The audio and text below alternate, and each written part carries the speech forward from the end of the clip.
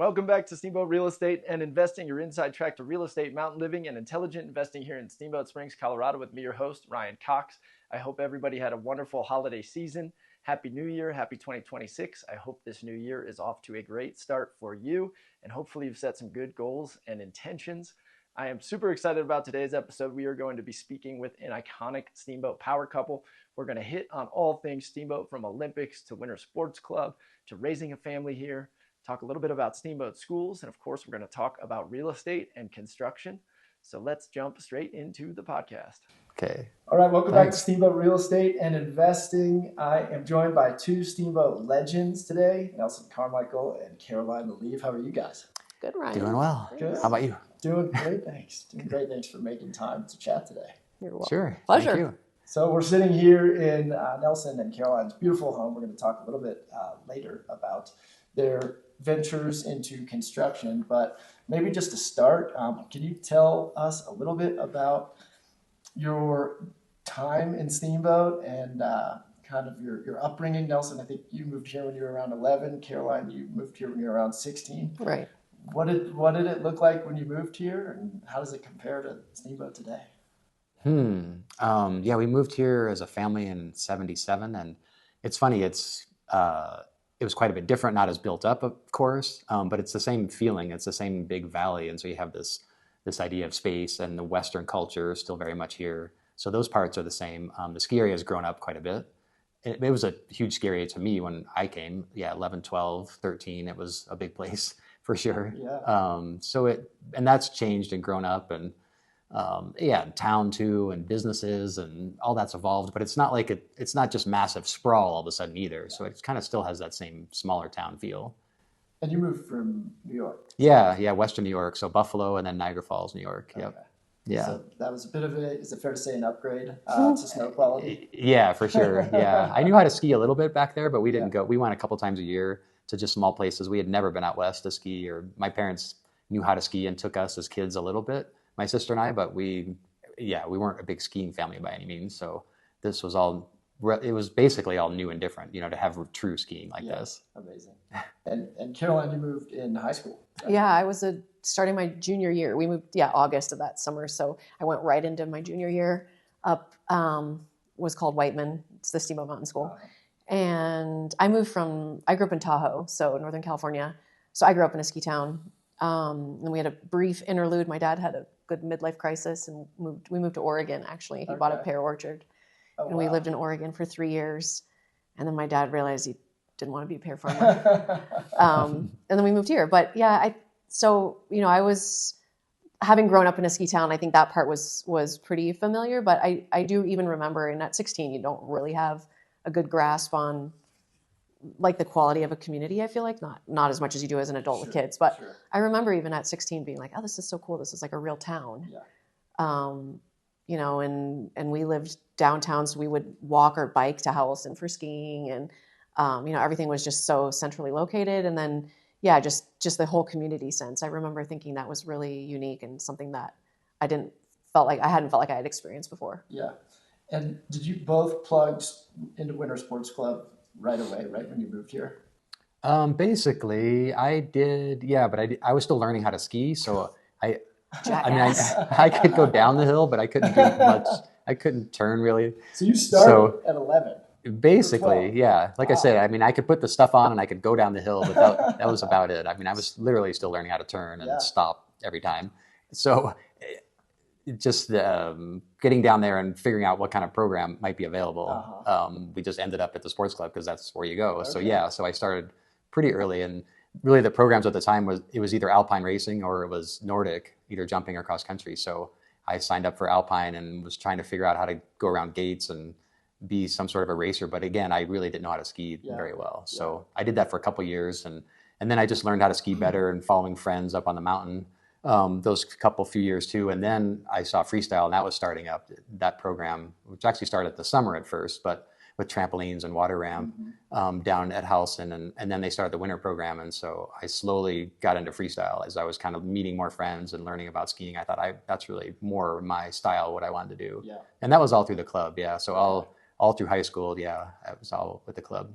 Well, Nelson, it's pretty funny. He was a hockey player, and he says, like, when they moved here from, New York, where hockey's like plentiful, like you went down to sign up for hockey and found out there was no hockey, and you were like, Right. what the heck?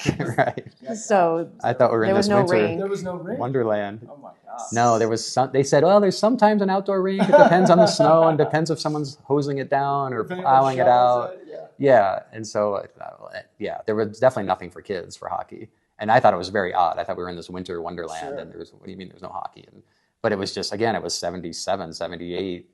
And there wasn't the Avalanche, there weren't the LA Kings, there wasn't hockey really in the West at that time. So I just kind of fell into skiing, to be honest.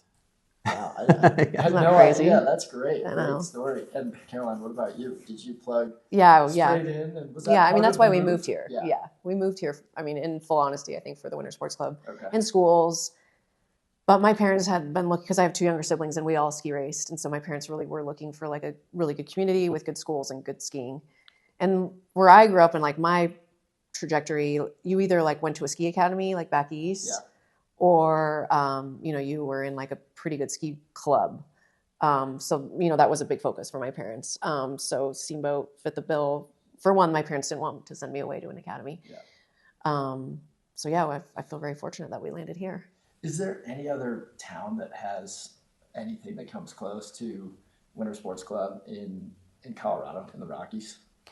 I mean, I think for Alpine's super competitive.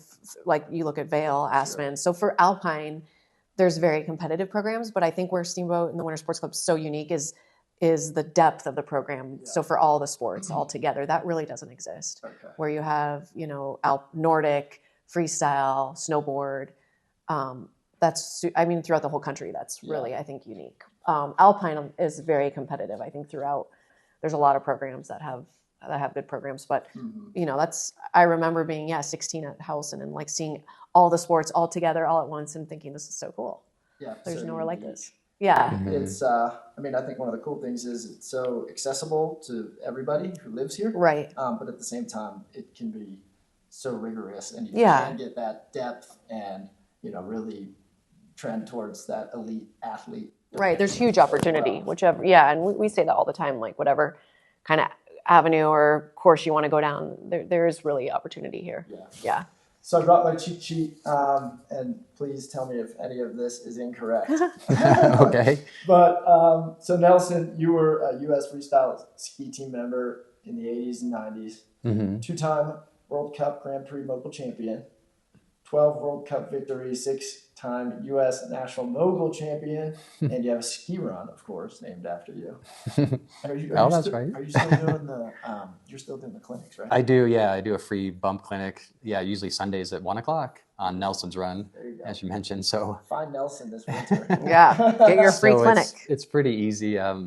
People can just show up, and I give them tips and a little bit of insight on skiing moguls. We spend about an hour, and then they can go on their way. So it's a nice little break in the day, and for people that are up there for a while, and get some info, and it's not very serious. They don't have to be, you don't have to be a supercharger mogul skier by any means. Mostly people that come they're good skiers, I would say, but they're more intermediate mogul skiers or even beginning mogul skiers that want to learn more about that and where to go and how to control their speed and what to look for and all those kinds of things. So it's mellow and hopefully informative, and but it's quick and painless. Awesome. They can just show up. Check it out with Nelson this winter. And Caroline, you moved here in '95 to train with Winter Sports Club. You're super involved, I think, with both of you, with the athletic community. You were in the '98 Winter Olympics in Nagano, '02 Olympics in Salt Lake City. You competed across multiple alpine disciplines, including combined downhill and giant slalom. Well, the combined is downhill and slalom. Combined downhill. Yeah, so I did all the events. Yeah. And then you won the World Junior Championships, gold in '99. Multiple World Cup top 10 finishes, and you qualified for the 2006 Olympics, but then you had an injury, is that right? Yeah, the first day. It was about when I shattered my femur and my kneecap, But you move fine today, you're good. For the most part, yeah. Good. Yeah. Well, those are, incredible track records. Well, thanks. How big of a role did, Winter Sports Club and Steamboat play in that journey? Quite a bit. Looking back, I didn't realize it at the time. I just thought that's what people do here. And I think that's still true today. Yeah. It's just what people do. Although today, in the last number of years, people move here because of that. And we always joke that people move and they just think it's just going to happen. And we're like, no. It's nothing just happens in life. So, but looking back, I think there's all those opportunities like Caroline mentioned, and there's so many great facilities that are right here. So if you want to ski jump, there's great ski jumps. If you want to ski moguls, there's a full-on mogul course up here. It's same for Nordic, same for snowboarding now, same for alpine for the most part. So you have to start traveling and getting more coaching and more exposure for sure as you grow and get better through the sport. But I think those younger years, I mean, it really is all right here if people want to take advantage of it. It's definitely right here. Yeah, and I think like Nelson, for me, I mean, I really was just part of the club for that 1 year, and then I made the US ski team. So my like full club experience was much more abbreviated, but without that last push, who knows what my trajectory would have been. But and then even while I was on the World Cup, I would come back and train and coach, and so I think all through my career, the Winter Sports Club has been a huge part of it. And then coming back and coaching and now having kids in the club, I just really think it's unlike anywhere that I've ever been in the sense that, it's all encompassing kids of all ages, kind of whatever your passion might be. It seems like they have a spot for you.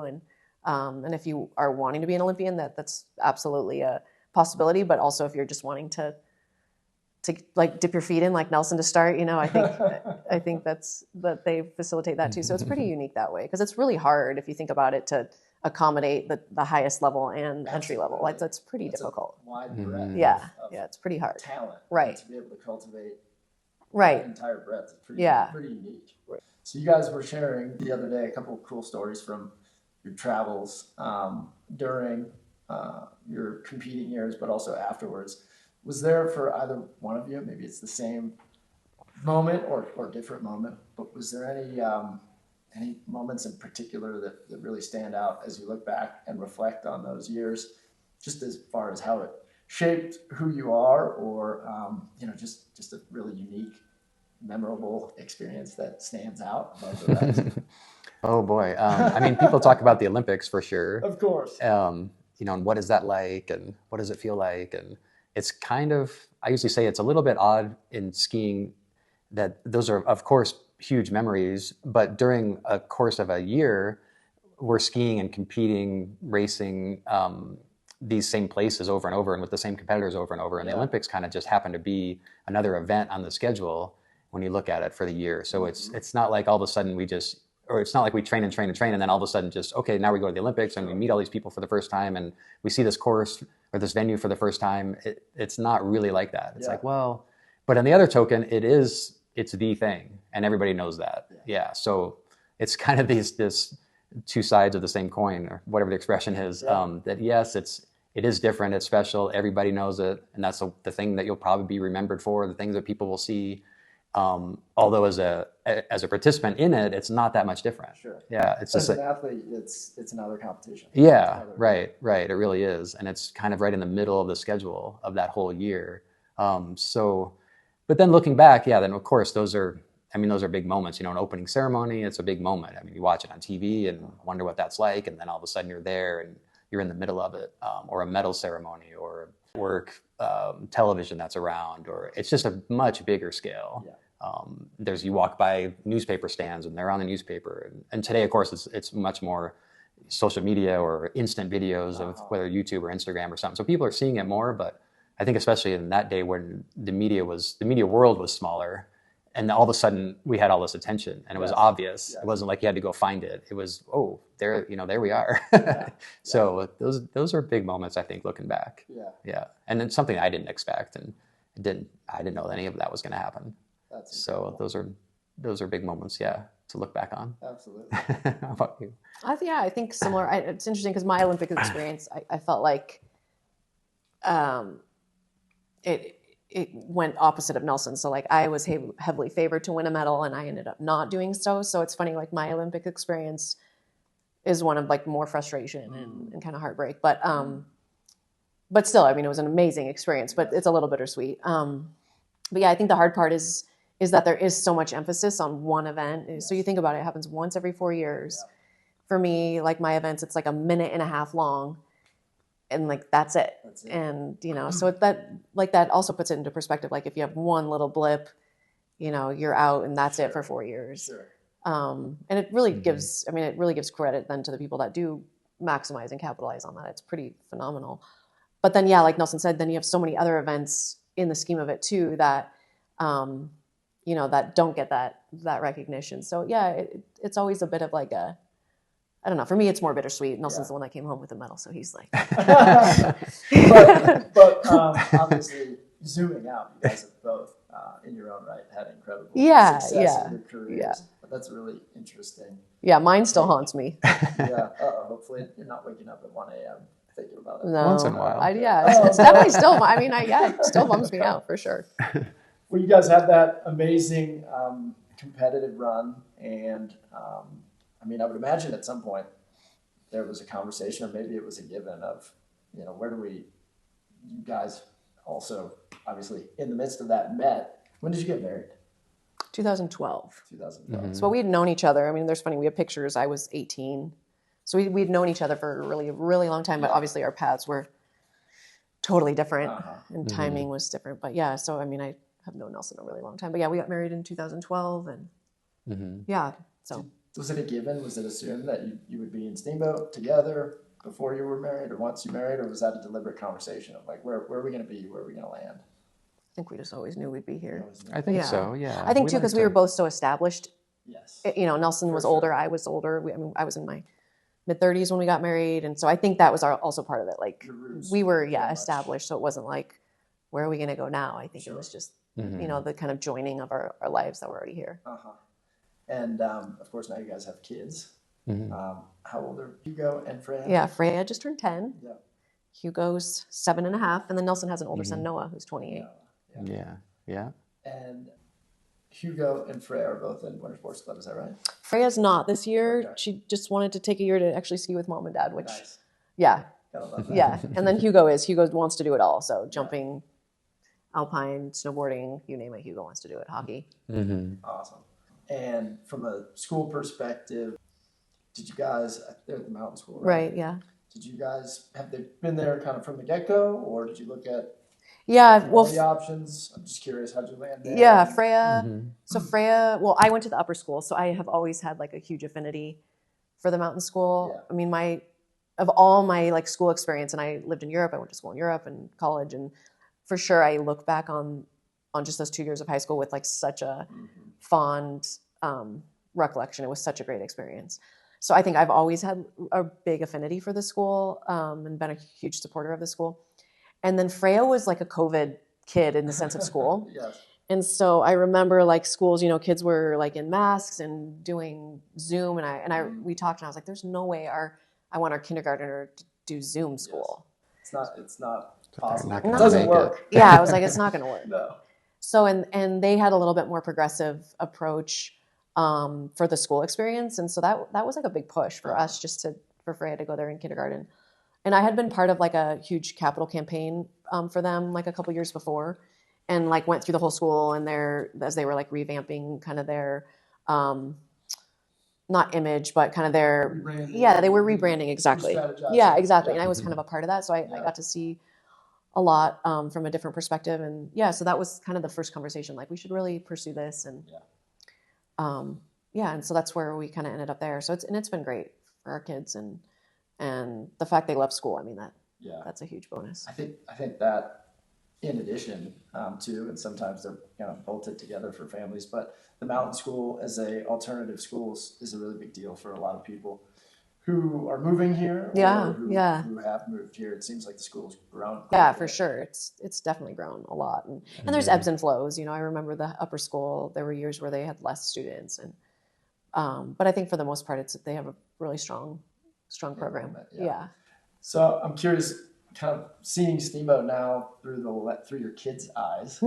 How does Steamboat and kind of what it means to you, how has that evolved from your competitive run to now, raising a family here? You think you know stuff, but you don't know nothing. You know nothing. Yeah, that's true.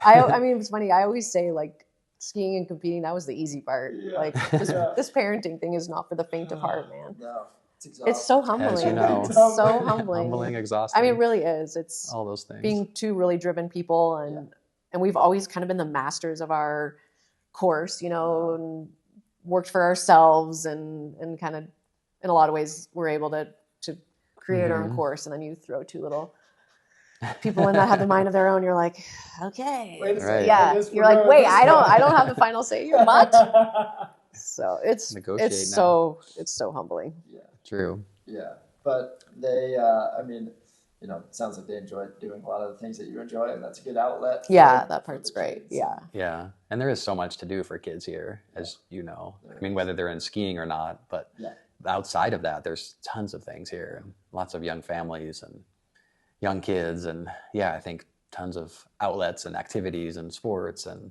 schools, and there's a lot for kids. And I know that we're in the middle of it, so we see it a lot too, of course. But I think even demographically, there's got to be, I think compared to other places, there's got to be quite a bit here. Yeah. Yeah. And it's all right here again, which is nice too. You don't feel like, oh, I have to drive to the next town over. Absolutely. It's all right here. Yeah. And you guys have kind of, now switching gears to kind of other professional pursuits of yours. You built your home here in Barn Village, which is beautiful. You did an amazing job. Well, thanks. And you've recently completed a project in the sanctuary. Can you tell us a little bit about that? Well, this place, we had a house. I built a house before this one over the end of Whistler Road, over by Whistler Park. And then some people, it was during the beginning of COVID actually, and you know how that scramble kind of all started, and people started moving all over the place. But it was funny looking back, it was sort of at the beginning of it, and people were looking and, hey, would you consider selling your house? And so we ended up doing that. And then we weren't homeless, but we sort of were, I guess, for a little bit. We thought, well, what do we do now? And so we always look around. I've always kind of dabbled in real estate, and I think we both have really. And I thought, well, if we could find a lot and build again, that would be great. And here in Barn Village in particular, like some other small subdivisions, they'd been through ups and downs over the years and recessions and booms. And so it was kind of one of those cycles where it was going back up. But we didn't know that. And again, during COVID, didn't know, is everything going to blow apart again? Is this going to be like recession of 2007 and 8 and when things just stopped? And anyway, we found a spot here in Barn Village and thought, maybe we can put that together. So kind of used what we gained over from Whistler and brought it over here to Barn Village and started building this. And then the whole process was a couple years, and have lived here ever since. And then again, just always looking, and we thought, well, if we could do another project, but this time instead of moving into it, what if we just do it as a spec and just sell it? So always looking for something like that. And then a lot came available in the sanctuary, and they've all been sort of similar, these last few. Like in Whistler, that was an older neighborhood, and it was an empty lot that was just never built on. And I kind of always liked that idea. Instead of a brand new subdivision, for example, where there might be 20 homes going in, I kind of like to fill in here and there, and see how people live and what they do with the land and the location. And so that was similar here again in Barn Village, and then it was similar for sure in the sanctuary, because that's one of Steamboat's original developments, really close to the mountain. And that came available, and thought, well, this is a unique spot, and if we could put something together here, let's go for it. So then the hard part comes, raising the money and making it happen and building it. And but then we had it under contract late this summer, and then finished it this fall, and now the people are in there. So so it's worked out. That's amazing. From when you started with your architectural plans to TCO, temporary certificate of occupancy, how much time was that roughly? I think that was 2 years also. Yeah. The probably. build was 19 months. Yeah. But 19 months. That's fast. I know, he was. And that's a big house. Yeah, it's about 4,800 living space there. And so I kind of took that first, because we had purchased the property late that summer, and then kind of went through the winter on the plans and the permits and lining people up and budgets, and couldn't really do much starting in the winter. So just thought, well, I'll get all that together to get the paperwork and get all the start going, and then start in the spring. And then, we started that May, June, and then just went as fast as possible hopefully without overdoing it. But, pushing for sure for 18, 19 months. so that I didn't want to go through another winter. One winter, one winter is enough through here in Steamboat. I mean, so if it's like just one, take those 2 summers, but one winter in the middle, then that works out pretty well. Yeah, that's a really efficient timeline for that. Yeah, it was. I mean, and I think the benefit was that having done it here, because that was the same timeline here. We were about 18 months for this house. I think the good part was a lot of the same subcontractors that we had and tradesmen. We had developed a good relationship with them, so they were willing to jump in on this next project. So I think that's such a big part of it. Is finding the subs to. Absolutely. Yeah, because everyone's busy and getting people to get in there and so stacking up the dominoes. Yeah, exactly. Together. And I think it's much different than a custom home, because you have a little bit more, not lenience, but I feel like sometimes time isn't quite such a constraint because, like for us, there was a contract on the house, and then you have the bank loan and all those things. So you definitely you're pushing. Pressure. Yeah. So I think that creates a little more impetus to. Yeah, it was a different experience. Absolutely. Yeah, to do a spec, I think, because we could make all the choices, which we would do on our own house, like we did here. Yep. But then you don't know, as you know, what to expect. Who might be in there? What are they looking for? So you can't be too broad, but you can't be too specific. Yeah, it can't be too personal where you're the only one that's going to like it. I love this. Right. I don't know if anyone else will. That's right. But you want some unique features for sure, some elements that stand out and work well. And so we found it's a tricky balance, but we're just fortunate that the people that chose it, they seemed to like what we had picked. And that's great. Weren't a lot of changes, really weren't any changes. It was more just getting it done. Yeah. So there was some pressure at the end there to get it done. But I think no matter what, you hear about that all the time. Whether it's your own house or from a big builder or a small builder, it doesn't matter. A spec house, there was always that pressure to get it done. So and the last bit always seems to take. We felt that. That's for sure. Isn't that crazy? The last things are like the last 1% takes. Because it's more all the than fine 1% little of energy. things. It takes a whole lot of energy to get it wrapped up. That's hard. Yeah, I know. I feel like it's tough to start and then it's tough to finish. Yeah. The whole middle just kind of plugs along. So what's next? Do you have any? What's your idea, plans? Ryan? Do you have any idea? I've got plenty of ideas. We do too. We're never short on ideas. Plenty of ideas. Not for an immediate house right away. There's actually some friends that want to do an addition really close by, and they're working on their plans and asked if we would help do that. So if that comes together, that'd be great, kind of in between, because we don't have another lot or project all picked out and set up yet. And that's one tricky thing about this for sure is always the next one and the next one. Yes. So you think, well, that worked out great, but what about the next one? And to already have that. Start over. Right. Yeah. Well, and a lot. I mean, land is a hot commodity in Steamboat. It is. It's so a lot of the current inventory's challenging. Yeah, say, right? totally. Challenging topography, challenging soil challenging types, build. Yeah, it's expansive clays or rock. Yeah, I know. So it seems like you got to find like the good kind of diamond in the rough. Yeah. But I mean, definitely it's out there. I mean, there's always stuff. Yeah. Mm-hmm. Where do you guys think the market's headed? I know, that's a good question. Because we were concerned about that, of course, going into this project in the sanctuary, because we knew it would be a couple years altogether. And where does it go from that? And again, with COVID, people were still wondering, is all this going to stop? Are there still buyers and still people moving here like then? Or is it slowed down? Or are these mountain towns like Steamboat still that much more special that they keep their value? Mm-hmm. I think everybody was wondering. Yeah, the investors, the bank, the builders. Sure. I think we're still kind of wondering, but now we have more history from then, and it's like, well, it is okay. It's maybe not the boom after COVID, but everybody also thinks that that's probably good because that was a little bit scary. Yes. But it's kind of held and kind of grown from there, and then I think that we've seen that people like new builds. If there's enough people, I guess, that look for new modern things and also in a good location, and high quality. I think those things. I mean, it sounds trite, but they never go out of style. Yeah. So I think there are people that always will look for that. So you have a nice location like Steamboat, but then within that, if you have a special spot somewhere and then you have high quality, it appears like, and you would know from being inside it, that always works. Yeah, I mean, I think if, with the home that you guys did in the sanctuary,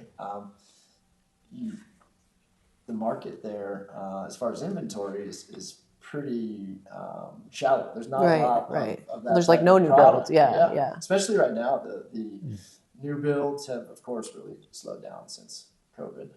But also that market segment, I think you guys do really nice high-end custom modern work, and I agree there's still good strong demand for that in Steamboat, and of course it's always evolving and changing, but it's not like in the single family space we have that much new inventory coming online in that higher end arena. And I really think I don't think Steamboat's going to ever go out of style. Yeah. I think the scarcity of land creates, a higher evaluation of whatever you have. So that's one aspect. But I think too, Steamboat's such a beautiful community, desirable place to live. I really don't think Steamboat's going to go out of style. And in my mind, I don't think there's going to be like a huge depreciation. I think there might not be the same growth, but I really think Steamboat Real Estate, it's a great bet in my opinion. Yeah. And there's so many elements about Steamboat that other places don't have that is so charming, and people are drawn to that, so incomparable, people are always comparing to Aspen or Vail, and there's just different aspects of Steamboat that I think attract different types of people. So, absolutely. But I think that's not going to change. Yeah. We're all long on Steamboat. Yeah, we all love it. Here we are. All facets. Yeah, that's why we're here, right? We like it. Yeah. We're all long on Steamboat. Well, thank you guys so much. Yeah. Really enjoyed no problem. Thank you. Some of your stories, getting to know you guys a little bit better, and huge congratulations on the success of this home and the home in the sanctuary, and Thanks, look forward Ryan. to tracking along with what you guys work on next. And if you're interested in building, strongly suggest reaching out to Nelson, Caroline, and seeing what they're up to. They're doing some really cool stuff. So thanks again for your time. Thanks, Ryan. Thanks, Ryan. Thanks you. for the plug.